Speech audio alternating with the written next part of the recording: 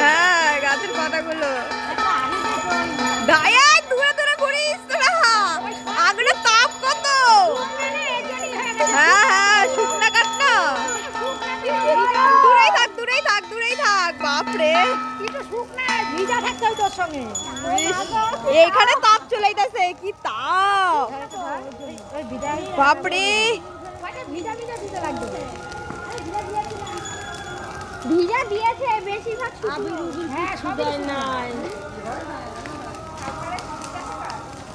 একটা বড় লাঠি নিয়ে আমার বুড়িটা পিটাই না।